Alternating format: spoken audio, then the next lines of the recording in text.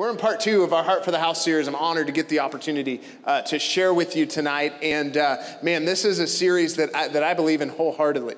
I think it's so vitally important to have a heart for the house, and that's what God has called each of us to do. So I'm going to get right into it tonight. But before I do, I want to welcome all of our prison campuses that might be watching tonight, and also anybody watching on YouTube. Thanks so much for tuning in with us. We're glad that you're here. Thank you. And you can clap. It's great.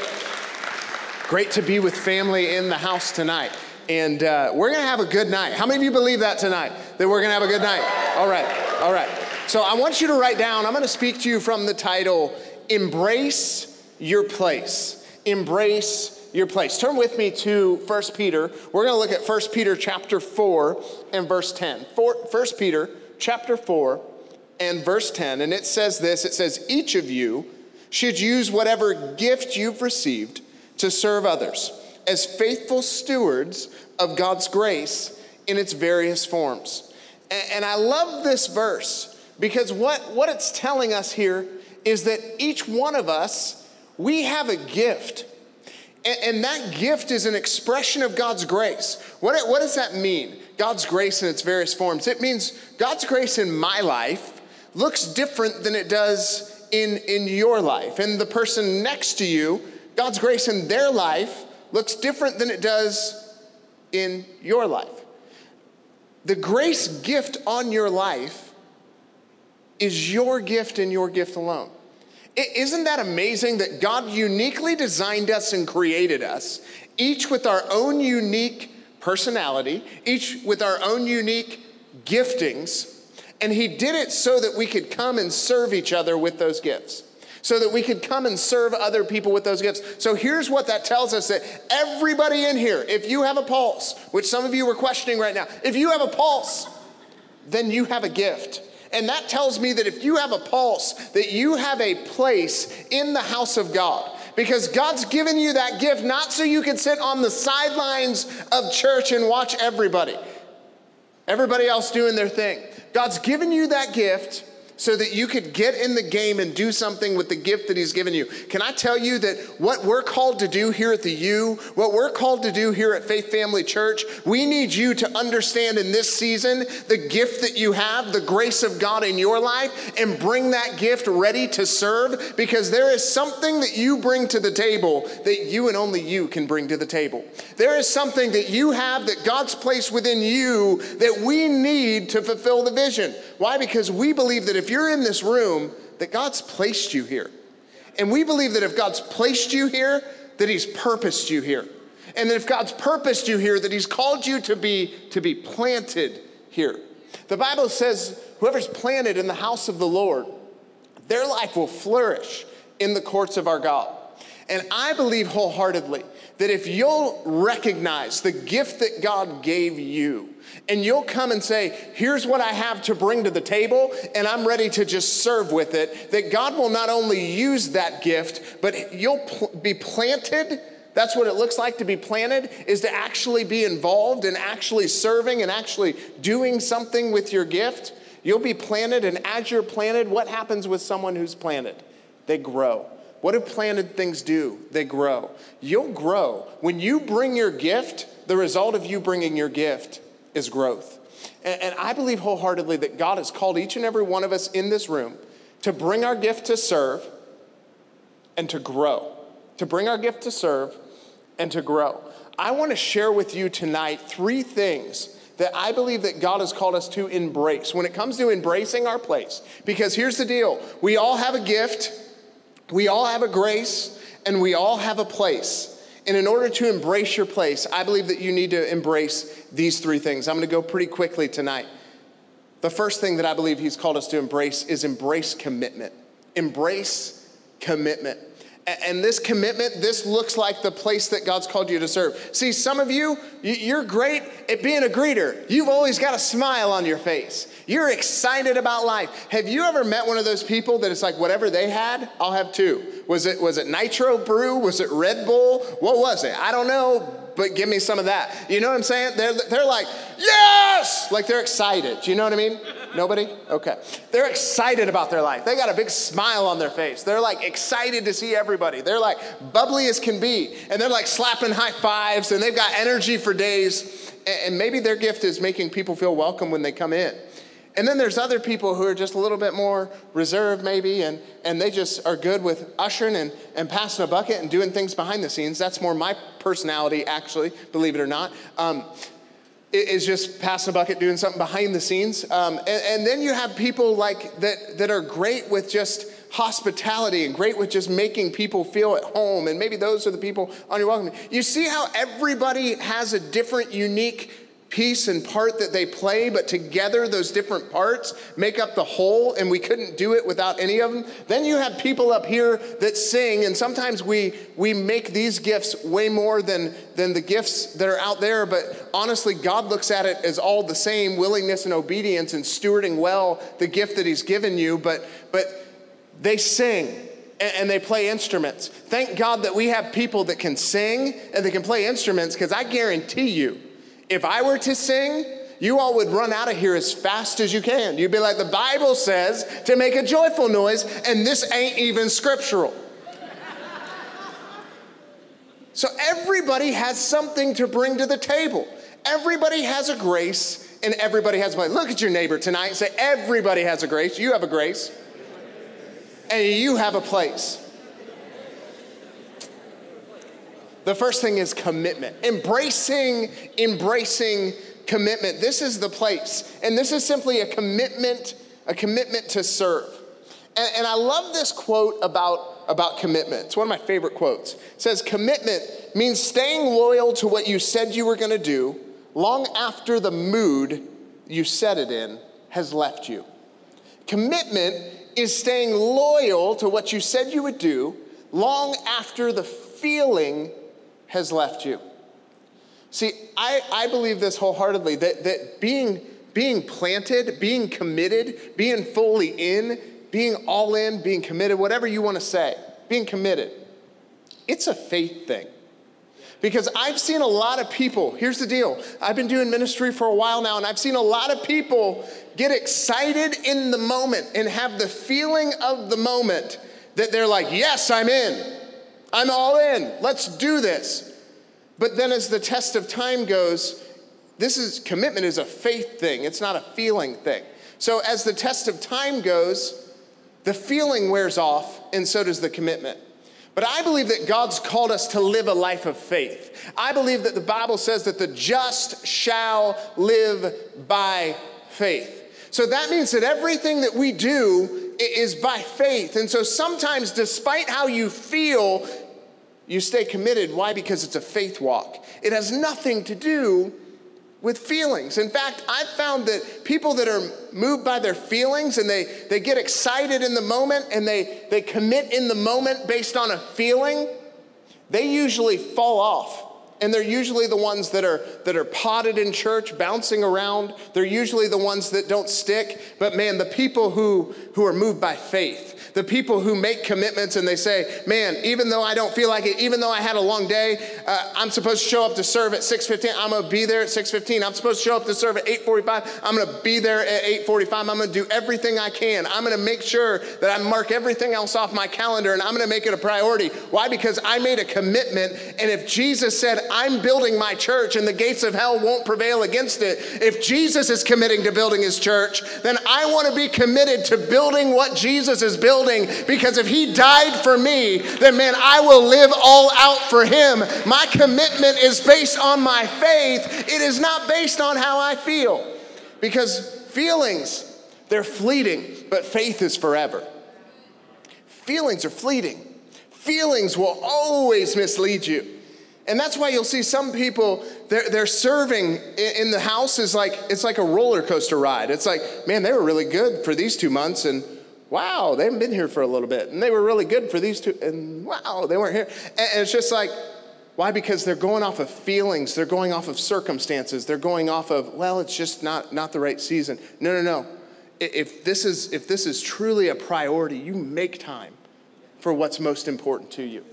And if Jesus said this is most important to him, and I'm truly serving him with everything I have, and I'm truly committed to him with everything that I have, I'll be committed to his house with everything that I have. This is what Heart for the House looks like. It looks like embracing commitment. When it's hard, in the seasons that you don't like it, in the seasons where your schoolwork piles up, it looks like, no, God's given me a gift and he's called me here to Faith Family Church, so I'm gonna be a part of building what God is building. And can I tell you, when you get off the sidelines and start to serve, there is nothing more fulfilling than when you find your place, because some people complain, I don't know anybody.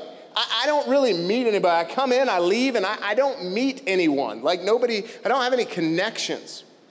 That brings me to my second thing. I believe God's called us to embrace community. But notice that's number 2, because if you don't embrace commitment, chances are you won't get to experience the benefits of community. Because usually the benefits of community come first with making a commitment. It's amazing how the U can be 200, 250 people, but if you join a team, you've got your crew. You've got that 10 that you connect with, and then all of a sudden you've got community right there. But I've seen people sit on the sidelines for 2-3 years, not do anything, not meet anybody, because they didn't commit to anything, so they didn't get connected, and they didn't make connections, didn't make friends. And then 2 years later, they'll get involved and they'll be like, man, there are so many cool people here at the U. So the narrative completely changes to like, I have no friends. This place isn't friendly. To like, I have so many friends now. This is crazy. I didn't know all these people. I didn't even know all these people came here. And it's like, yeah, because you made a big place small, and you gained community through commitment. So commitment is the people. Community is the people. If commitment is the place, then community is the people. See, I believe that God not only calls you to a place because of the gift that he's given you, he's called you to a place and a house, but he also calls you to a people. He calls you to a group. He calls you to a team to serve with. He calls you to a community of people that can hold you accountable. He calls you to that. That's something that you're called to. It's not something that's suggested. It's something that's commanded, that we be a part of building his house, a part of being committed to his house, and a part of enjoying the community that is a part of his house. And I believe that the commitment is to serve, but the community, it's to stretch you. The commitment to serve, it's to serve. It's to just say, hey, I'm here. I'm just gonna serve. I don't care what it is. I don't care what role I play. I'm just here to serve. I'm here to do whatever needs done. I'm here to help out. I just want to be a part of the big thing. Everybody wants to be a part of something larger than themselves. And this is the opportunity. But community stretches you. And anybody that's been in community, you know, when you're in community with people who are running after God, man, it'll stretch you to run after God. It'll hold you accountable to run after God. It'll keep you on the right track, running after God. I've been so stretched by people. My same friends within the church are my same friends today that I met in junior high. I've been here for a long time. But the executive pastor of our church, he still is one of my best friends to this day, but that started in junior high. You know how it started? We were both in the house of God. I was sitting in the back row, and I had some Skittles, and I started chucking Skittles at this dude that like was sitting by himself, and that was my way of making friends. So I'm like chucking these Skittles and just pegging him right in the back of the head. Looking around like, who is hitting me with Skittles? And finally I'm like, hey, come sit with us. And so he came and sat with us. We've been friends ever since. Like sometimes you just got to throw a Skittle at somebody. Whatever awkward way you have of making friends, just be committed to community. Just be committed to making friends. And I think it's amazing what God will do. But can I tell you, those friendships have stretched me so much. My friendship with him has stretched me. It's helped me so much. My friendships with others within this church who are in lead volunteer positions, it's stretched me. It's made me a better leader because I've sat at coffee with some business leaders within the church, and they've made me better leaders. There are people who have poured into me. I've poured into them. Man, I wish that you could experience community like I've experienced community. And here's the thing. I know that you're only commitment away from doing it. So I'm not talking to you about just make a commitment because we're all about this. I'm saying this has changed my life, and I want to see your life be changed too. This has made the difference in me finding my calling, and I believe it can do the same for you. Whether you're called to pastor, or you're called to lead a business, or you're called to be a doctor or a dentist, or just work a job, doing sales, doing whatever you're called to do. Whatever you're called to do, I believe that you can become better at it, and I believe you can find that gifting and find that calling by being in the community that's found in the house of God, by being around the right people. God has called you to people. Here's one of the enemies, if I can share this really quickly. Here's one of the enemies of community that the enemy tries to bring up, and it's one of the things that will devastate community, and it'll just disunify the unity and the community within what we try to do in church. It's comparison, the comparison trap. When you commit, don't be surprised if the enemy tries to get you to compare. When you commit and you say, I'm going to use my gift, don't be surprised if the enemy tries to stack your gift and your opportunity up with somebody else's gift and somebody else's opportunity. Well, they get that opportunity and I didn't get that opportunity, and it's just like whatever and blah, blah, blah, blah, blah. It's like, stop. Just stop. Just realize that that's the enemy trying to work in your life, trying to get a foothold in your life, trying to stop you from fully embracing what God's called you to embrace. See, we're called to embrace community, but nothing disunifies quicker than you comparing yourself. See, the thing is, we should be, instead of comparing ourselves, cheering each other on. And I've found that if you're proactive in cheering each other on, it's really hard to compare to the people that you're cheering for. And I think one of the ways that you can get out ahead of comparison is just being a natural just cheerleader for people. Just being like, you know what, dude, you do that so well. Man, that is awesome. Man, if you sing and somebody else sings, man, I love seeing you lead worship. You do such a phenomenal job. See, there's something about releasing your faith through a compliment and going ahead and complimenting and cheering somebody on that it frees you from that chain of comparison. And I believe that we've got to get this down as the church, because there is far too much comparison. One person's gift or their opportunity isn't more significant than yours unless you allow it to be. I'll never forget at one point when I was doing ministry, I looked at the opportunities that I had. And I remember thinking to myself, like, man, it seems like I'm down here and they're way up here. And I remember in that season, there were some people that I had gone to Bible school with that they're now in youth ministry and doing things. And I was just in housekeeping and doing building ops stuff and just serving in our youth ministry and just serving under the youth pastor then. And I remember hearing them, we'd talk on the phone and they'd be talking about all the amazing things God was doing through them and everything like that. And every time we would talk, I would feel like less about myself. Anybody know what I'm talking about? I just feel like deflated. I'd feel bad. I'd feel just like, man, like there's nothing really happening in my life, but there's all this stuff happening in their lives.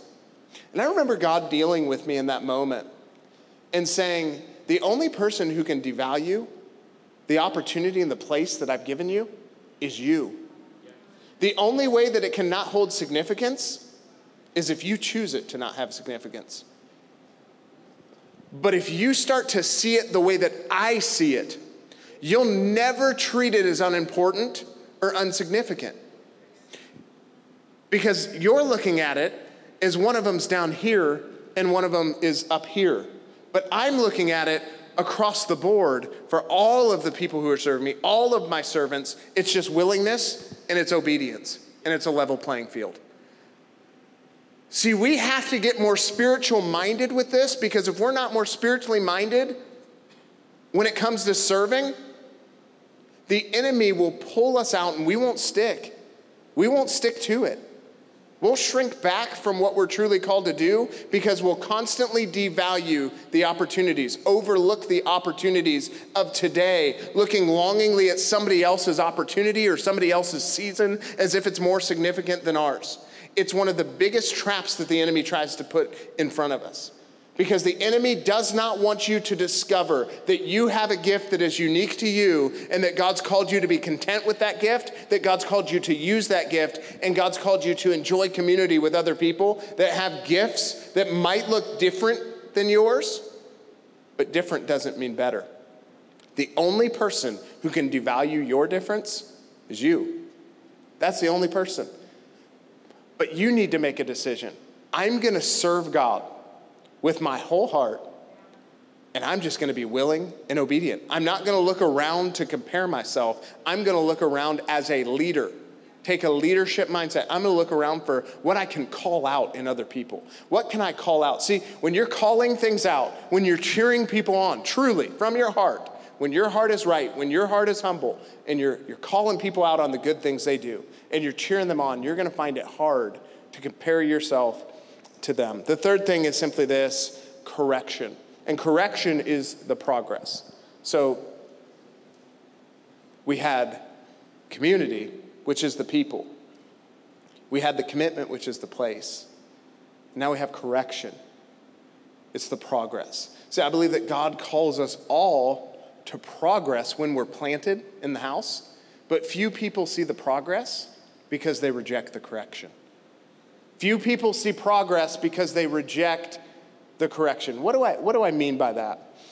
In 1 Thessalonians 5, in verses 12 through 14, if you want to jot that down in your notes, it'll be on the screen as well. It says, "We ask you, brothers, to respect those who labor among you and are over you in the Lord and admonish you, and esteem them very highly in love because of their work. Be at peace among yourselves, and we urge you, brothers, admonish the idle, encourage the faint-hearted, help the weak, be patient with them all." And I love this because each and every one of us, when correction comes, what we have is we have an attitude to steward. An attitude to steward. So commitment is the place to serve. Community is to stretch you. And this correction part, it's all about your attitude, and you're the steward of your attitude. What does that mean? You're the keeper of your attitude. You're the one that determines your attitude when correction comes. But it says that word admonish. And some of you are like, what does admonish mean? It says those who admonish you. One word means to instruct. It's talking about people who teach the word. It's talking about that. It's talking about pastors, talking about that type of thing. But in this other thing, it says, we urge you, brothers, to admonish the idle. One translation says the unruly, the idle and the unruly. So admonish literally means to put in mind, to warn, or to notify of a fault, to reprove gently or kindly, but seriously, and to exhort. It means to counsel against wrong practice, to caution, again, to advise, or to warn against a danger or an offense. I think that's interesting that the Bible actually tells us to admonish each other. To admonish each other. It tells leaders, it tells us to appreciate, to honor, to love on, and to greatly appreciate those who instruct and admonish us. And that word unruly, it just simply means out of line, disorderly, out of place, means out of the appointed or proper order, refusing to observe God's guidelines. I want to camp on this for a moment because I believe that there's something that's crept into the church that isn't okay. And I just want to talk about it. Just want to air it out for a moment. I think that in the church we become too soft when it comes to correction. We allow correction to seem like it's deflating rather than uplifting.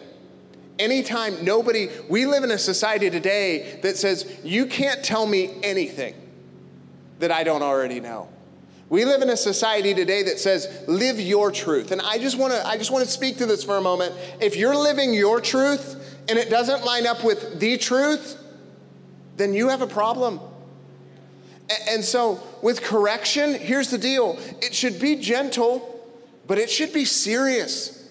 There's a seriousness to this. And here's my biggest thing as a leader. If I can just be fully transparent with you right now.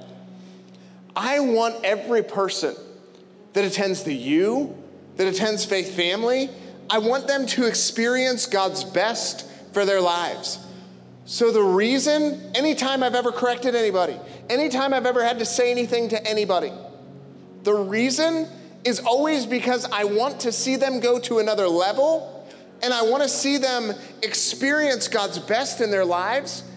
And when they're getting out of line, I want to help bring them back in alignment with their calling, in alignment with what God's called them to do, how he's called them to live, because I know it's only in that alignment that they'll truly be able to fulfill God's assignment for their life. But if they stay out of alignment, they'll never complete the assignment because they'll be continually distracted by the disorder that the enemy has devised for their life. Because the enemy has devised for you a life of disorder, a life that's out of alignment, that's out of order, that's out of bounds with what God has called you to do. And we see this all the time. It's like people love you as a leader. Can I just be real for a minute? People love you as a leader when you're encouraging, when you point out the good constantly, which we should do as leaders, right? It's something that we should do. We should always be uplifting, always be ready to encourage. But they'll leave you in a moment, the moment that you point something out.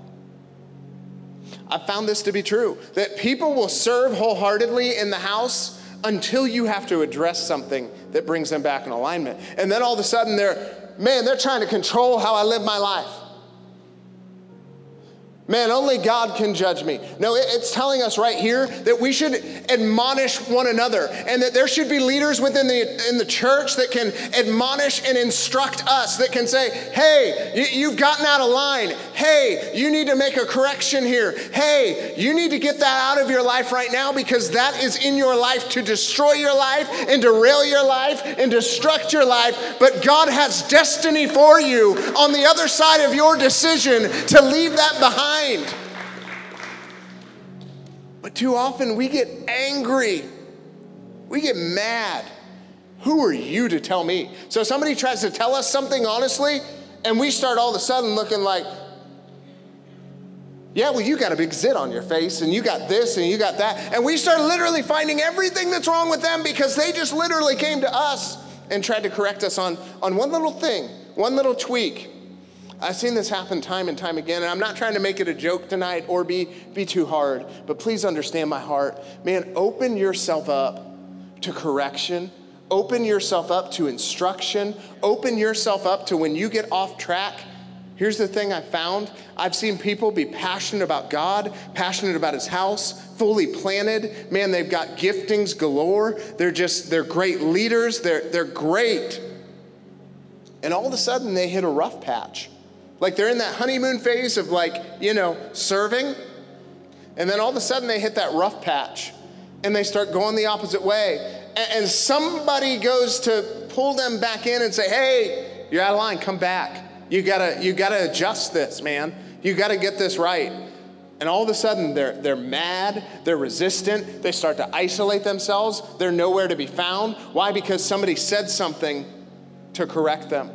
Somebody said something to try to help them, and they didn't want help. What happens there?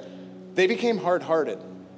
And so make sure that you always keep a heart while you're serving that's soft and pliable.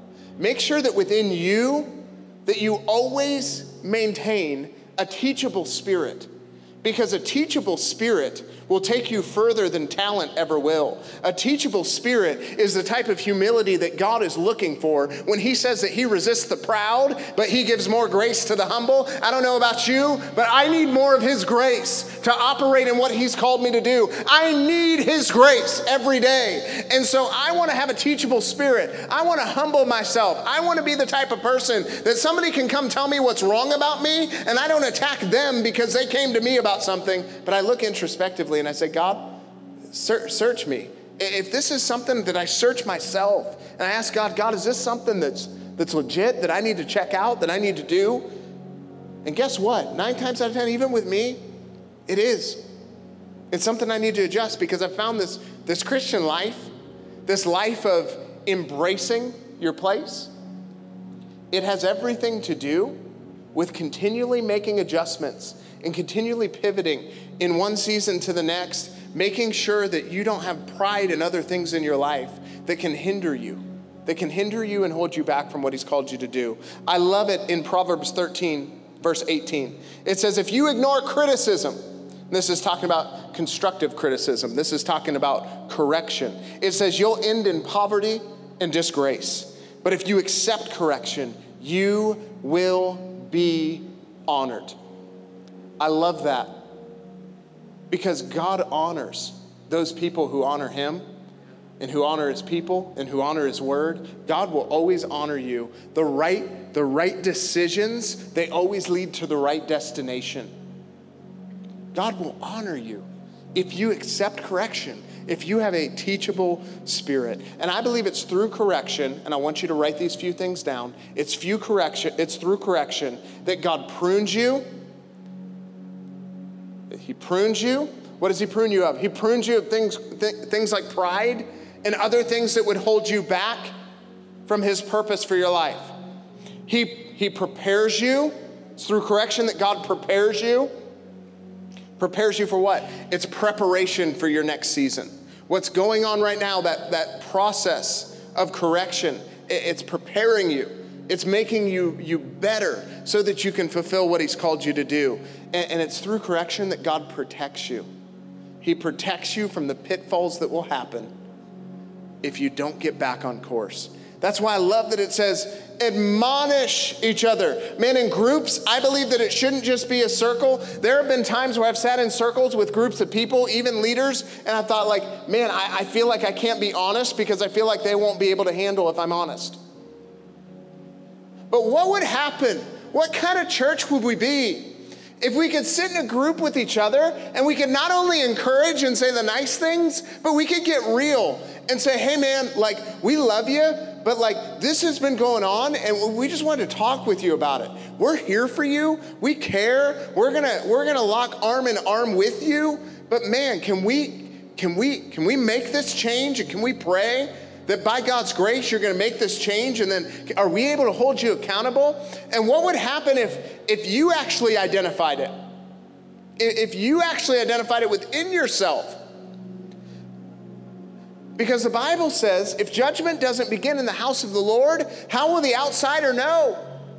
How are they gonna know if we don't actually judge ourselves? See, I believe that Christians, more than anyone, we need to have a self-awareness more than a self-absorption. Yeah. And unfortunately, more Christians are self-absorbed and full of themselves than they are self-aware. What if we were self-aware to the point where we're like, man, I have this thing and I really need you guys to hold me accountable.